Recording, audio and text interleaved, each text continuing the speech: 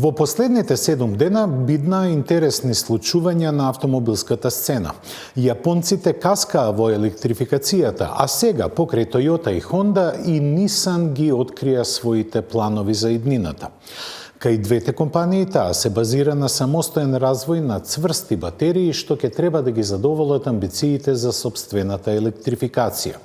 Мерцедес проби уште една граница и помина повеќе од 1000 километри со едно полнење на батериите во реални услови на возење. Hyundai Ioniq 5 доминираше на 17-тото доделување на наградите Светски автомобил на годината за 2022 година. Денеска ви ги пренесуваме импресиите од тестот на Opel Grandland 1.2 Turbo во GS Line изведба, а во согласност со најавените активности за годинава, BMW го избруси X7. Денешното издание го отвораме со домашен настан. Повторно во главна улога е BMW, но овој пат новодојденецот на нашиот пазар, серија 2 Active Tourer.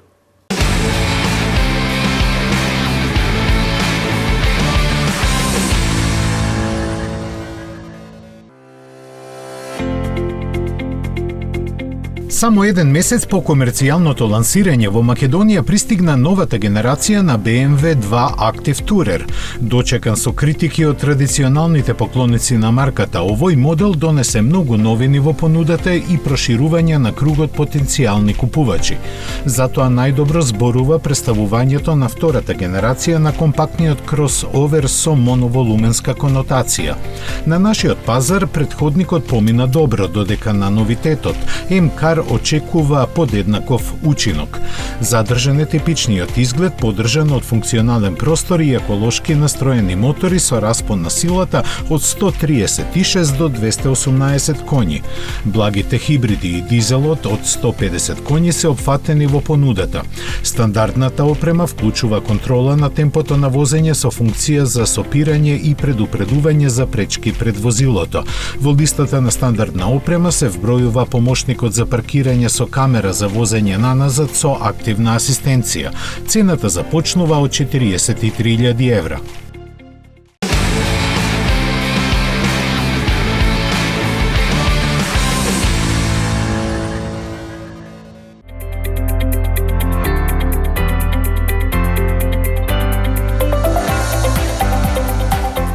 Volkswagen гордо објави дека ја достигна пресвртницата во развојот на автономните возила.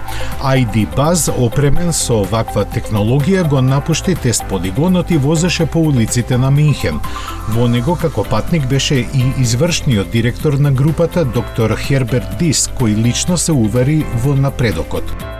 Автономното електрично комби партнерски се развива со компанијата Argo All, чии инженери во главниот баварски град моментално ги тестираат вградените технологии за самостојно возење.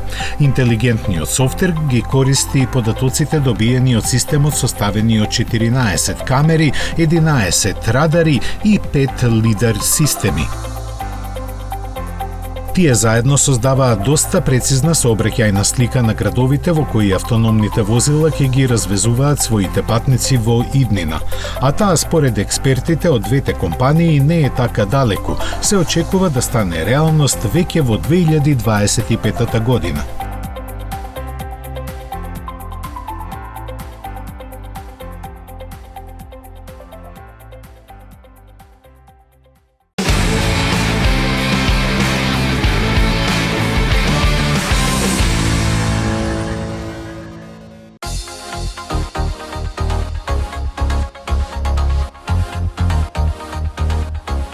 Долгорочната визија Nissan Ambition 2030 опфаќа темелни подготовки. На изглед 2030 година уште е далеку, но јапонците не мислат така. За да го исполнат замисленото, почнаа со пилот програми од чии искуства ќе се организира производството на идните модели. Определбата е до 2028 година Nissan да достигне производство на 2 милиони батериски електрични возила. Истата година ќе биде представен нов модел кој ќе има батерии направени во својата фабрика за производство на прототипови на цврсти батерии, што се поефикасни од денешните литиум-јонски.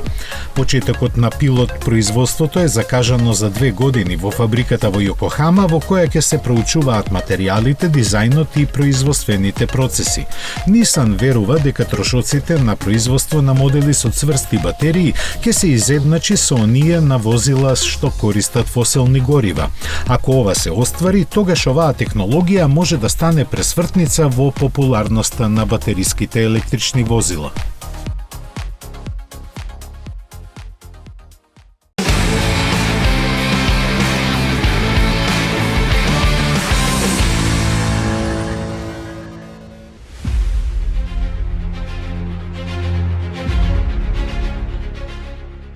Сите рефлектори во Њујорк беа свртени кон Hyundai Ioniq 5 кој годинава направи вистински подвиг.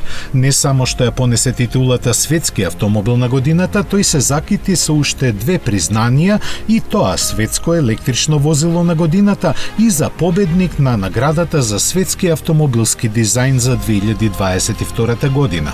Како шлаг на тортата беше прогласувањето на Лук Донкерволке за личност на годината, која обавува функцијата извршен подпредседател, главен креативен директор на групацијата Hyundai.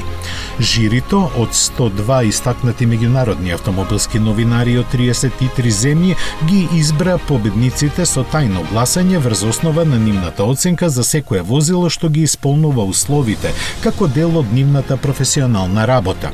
За светски автомобил на годината жирито го избра Ioniq 5 од првичната влезна листа од 28 возила.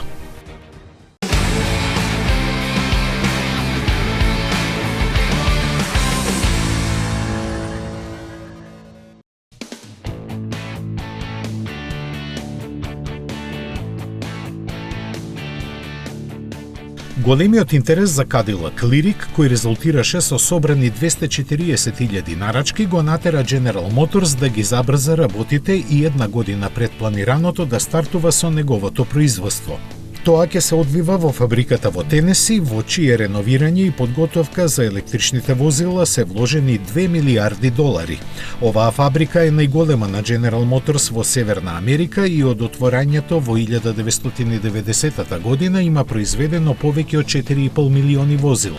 Во неа покрај Lyriq ќе продолжи и производството на бензинските Cadillac XT5 и XT6 и GMC Acadia, кои со текот на времето ќе ги отстапат монтажните ленти на другите електрични модели поставени на Ultium платформата. За првенчето на Cadillac, таа во себе има интегрирано 12 модули батерии со вкупен капацитет од 100 киловат-часа, кои обезбедуваат автономија од 480 километри. General Motors планира да произведе по 200.000 примероци од овој електричен кросовер, чии цени стартуваат од $60,000.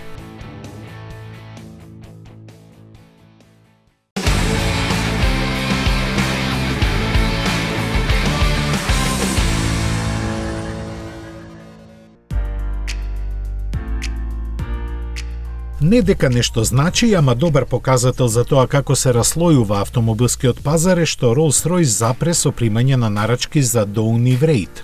Овие два модела никогаш не биле стожер на понудата на марката, но сега цела година пред планираниот крај на нивното производство тие веќе се распродадени. Само по себе тоа кажува многу за пазарните трендови, за кои искрено кажано ниту Rolls-Royce не би бил свесен до крај. Сепак, ресетирањето на понудата кон електричните возила ќе ги остави овие модели без наследник. Наместо тоа, компанијата ќе ги фокусира своите ресурси кон развојот на спектре, кој треба да се појави при крајот на идната година. Според информациите од Rolls-Royce, последните примероци на Downey Wraith треба да се симнат од производствените ленти на фабриката во Гудвуд на почетокот на 2023 година.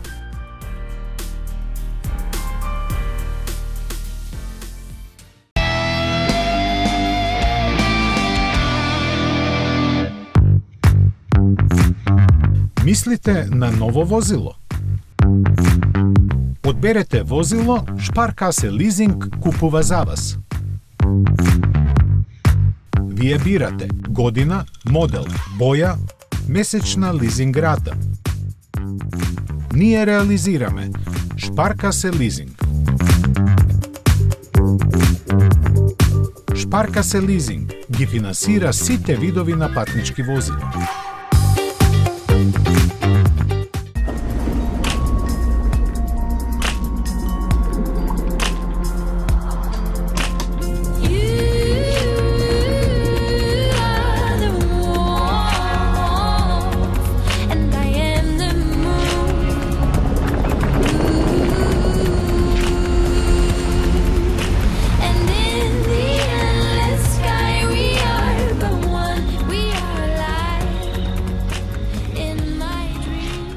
Нов автомобил го сакам, но овој пат има правила. Нема храна во автомобилот. Само смеј крени нозе и ќе те ги отсечам. Нема гласна музика. Нема ни миленици. Нема шанси. Океј, може би од следната недела. Новиот Opel Crossland. Убавината и храброста одат заедно. This is Opel. Метрополис, број 1 радиомрежа.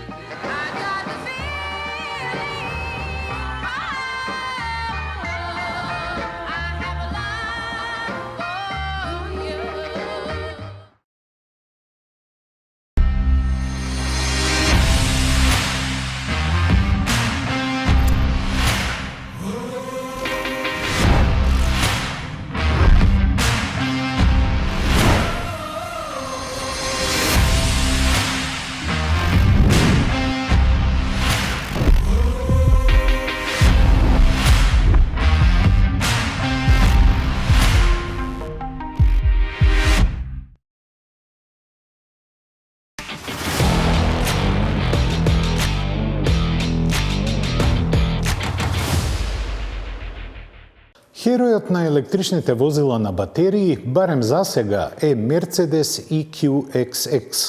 Тој успеа да помине повеќе од 1000 километри во реални услови на возење со едно полнење на батериите.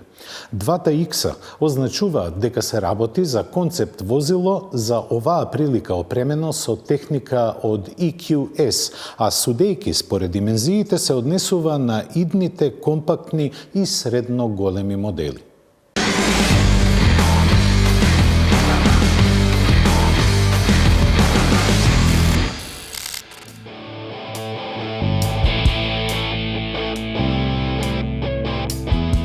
Мерцедес докажа дека автономијата од 1000 километри на концептот Vision EQXX со едно полнење на батериите не е само ветување. Инженерите на марката од Штутгарт со него отпатуваа до Азурниот брег. Возењето започна од развојниот центар на Мерцедес па преку швајцарските Алпи и Северна Италија. Траеше вкупно 12 часа и 2 минути со само половина час потрошени на паузи. Вкупно беа поминати 1008 километри, после кои електричниот EQXX имаше преостанато уште 15% наполнетост на батеријата доволни за 140 километри. Временските услови на патувањето беа различни, со температури од 3 до 18 степени. Се возеше по секакви патишта. Германскиот автопат со максимална брзина од 140 км на час, планински патишта со долги нагорници и сообраќајно оптоварени делници во близината на големите градови. Просечната брзина беше 87,4 км на час, а приклучокот за полнење остана запечатен за стручњаците на ТУВ да можат да потврдат дека постигнатата просечна потрошувачка на енергија изнесува само 8,7 киловат-часа на 100 километри.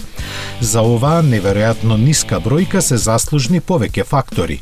Аеродинамиката со коефициент на отпор од само 0,17, мерките за заштеда на тежината, батериите и самиот погонски склоп. И QXX имаше и пневматици со мал отпор на тркалање, а соларниот покрив од 117 келии додава 25 километри автономија. Електричниот погон со 245 конски сили е развиен со помош на Петронас Формула 1 тимот, а литиум-ионските батерии работат на 900 волти. Имаат капацитет од 100 киловат-часа, што е слично како кај серискиот EQS, но се со 50% помал волумен и 30% помала тежина. Овој концепт покажан пред некој месец на сајмот на потрошувачка електроника CES во Лас Вегас е наменет да ги демонстрира технологиите кои ќе се вградуваат во идните сериски модели, пред се во компактите и средните големини.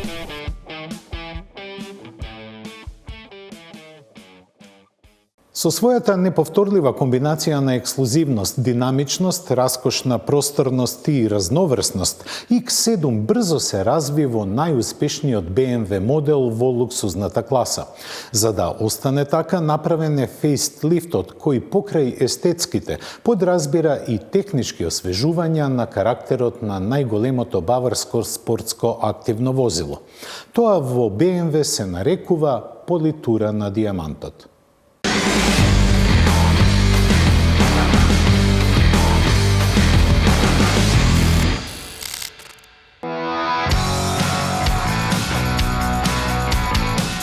Со освежувањето направено во редовен термин, проширена е палетата на стандардна опрема, понудени се дополнителни системи за помош на возачот и поддршка од умерен хибрид со 48 волтна технологија за трите понудени варијанти на мотори. Обсежните модификации на дизајнот уште поживописно ја нагласуваат визуелната ексклузивност на најголемиот BMW X модел. Новоструктурираниот преден дел ги опфаќа препознатливите дизајнерски знаци како што се двојните фарови и бубрежната решетка. Во нивната ново интерпретирана форма, овие карактеристики го нагласуваат исправениот став и го зајакнуваат неговото присуство на патот. Опционалниот ново дизајниран M-Sport пакет сјае уште посилно преку специфични дизајнерски карактеристики на надворешноста и во внатрешноста. На новиот BMW X7 стандардно се поставуваат 20-инчни тркала, а по желба може да се растегнат до 23 инчи. Палетата на мотори ја предводи новиот 4,4 литарски бензинец V8 за X7 M60X Drive. Технологијата M Twin Power Turbo испумпува 530 конски сили и 750 Нм и перформанси достојни за најбрзата буква на светот. Своето деби во раскошната каросерија го има најновата генерација на линискиот 6-цилиндерски мотор резервиран за изведбата X-Drive 40 со зголемена моќност за 47 коњи и сега бележи 380. За љубителите на дизелот направени се детални модификации што донесоа подобрување на неговата економичност и намалување на емисиите на CO2 со запазена моќност од 352 конски сили и максимум 700 Нм. Најважната заедничка карактеристика на трите мотори е интегрирањето на новата генерација Black Hybrid од 48 волти. Во својата најнова инкарнација, оваа форма на електрификација се состои од генератор за стартување монтиран на коленестото вратило, интегриран во менувачот и придонесува со дополнителни 9 киловати моќност и дополнителни 200 Нм вртежен момент. Сите мотори се впарени со 8-брзински Steptronic спорт менувач, вклучувајќи лопатки за менување на воланот и функција Sprint. Интериерот зборува сам за себе. Достоен на епитетот најлуксузното спортско активно возило на BMW, во него тешко дека ќе се најдат забелешки. Може многу зборови да се потрошат на неговото опишување, но тоа би било сизифова работа. За жал, префинетите материјали со нивната врвна вкомпонирано само малкумина ќе ги доживеат. Ова е луксузно возило на тема теренец и само како такво треба да се гледа. X7 е статусен символ кој има директни родбински врски со Rolls-Royce Cullinan и во некои изведби му се приближува со цената. Најавен помпезно, избрусениот X7 на пазарот ќе се појави на есен, па немојте да се изненадите доколку почетната цена ја надмине границата на 120.000 евра. Еден од најуспешните модели на Lamborghini е Huracan. Тој доживува својата 14-та изведба под псевдонимот Техника, која може да се каже дека е коктел од претходните енергетски изданија. Едно е сигурно, разулавениот бик повторно ќе ја следува крвта во жилите и ќе ги разгорува страстите.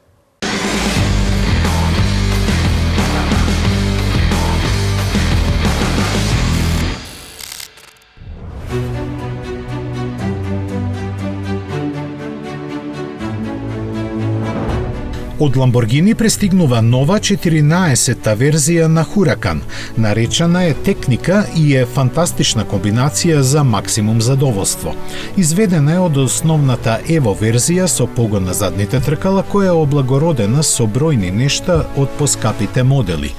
Прво се забележува изгледот на предниот дел, кој е налик на ултимативниот Сиан, а деталниот поглед ќе открие и други стилски елементи од ексклузивните серии на куќата. Она што не се гледа е 640 конјски силниот агрегат од тркачкиот Huracan STO, чиј ревидиран издувен систем со шестоаголни цевки испорачува атрактивна звучна подлога за кревање на адреналинот. Покриен е со поклопец од карбон, задното стакло вертикално е интегрирано, а дизајнерите нашле време и за нов спойлер, браник и дифузор. Ваквиот Huracan ќе ја фати стотката за 3,2 секунди, но уште побрзо ќе помине низ свиоците заради управливата задна оска и новиот систем за контрола на динамиката. Оние кои ќе сакаат да го испробаат на патека ќе може да го добијат со олеснети панели на вратите и тркачки безбедносни појаси. Цената не е позната, а првите примероци ќе се појават пред крајот на годинава.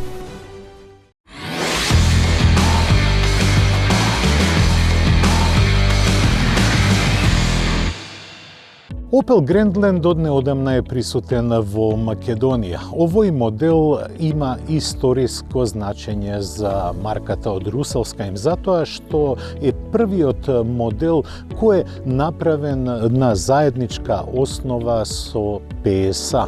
Тој е технолошки близнак на Peugeot 3008, но луѓето од Руселскајм успеа да ја задржат својата автономија што се однесува до дизајнот и некои технички решенија. Предницата е во знакот на новиот визор изглед веќе виден кај новата Астра и кај помалата Мока. Нејзините фарови и преден дел одаваат една сосема поинаква емоција на израз. Што се однесува до контурата, таа е направена исто како и кај Peugeot 3008, но има своји дизајнерски предности. Бидејќи ја тестираме изведбата во повисоко ниво на опременост, забележливи се биколорните решенија на покривот, на рамките на вратите, но и на долниот дел. На овој впечаток се вклопуваат и мат црните бандажи кои даваат едно посебно чувство на изгледот. Но сите овие цитати се направени да изгледаат добро на асфалтот, но многу лесно, како што видите, се стануваат нечисти и полни со прашина. Што се однесува до задниот дел, тој ја има монументалноста како и останатите модели од Руселскајм, а гепекот крие 460 литра, сосема доволни да се исполнат барањата и потребите на 4 патници. Престојот во внатрешноста на Grandland X се одликува со високог степен на ергономија. Затоа најзаслужни се седиштата изработени по AGR технологијата, која ја дава оптималната позиција, но и поддршка на кичмениот столб. Тоа е акција на Opel. Што се однесува до централниот дел, се во знакот на Opel, но помалку разочарува решението на двата големи дисплеја. Да подсетам само, кај Astra тие се споени и даваат далеку по-раскошно чувство. Не е дека приказите се поразлични или дека е инфериорен конективниот систем во Grandland, но само зборувам за визуелниот впечаток. Мене лично во внатрешноста не ми се допаѓа пијано финишот. Едноставно, тој собира многу прашина и многу лесно се воочуваат отисоците. Друго што не ми се допаѓа е местото кое е предвидено за мобилниот телефон, но погледнете, не може да влезе во цела големина, должина или ширина мобилниот телефон, иако можам да кажам дека мојот мобилен телефон не е во групата од оние со најголем екран. Тоа се впечатоците за внатрешноста. Ред е да возиме.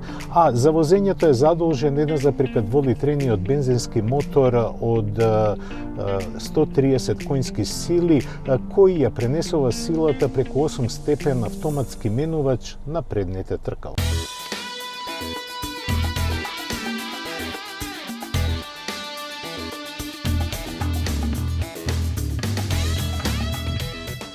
Grandland, како и повеќето кросовери, е скроен да остане на асфалтот, но има можности и за теренски излети.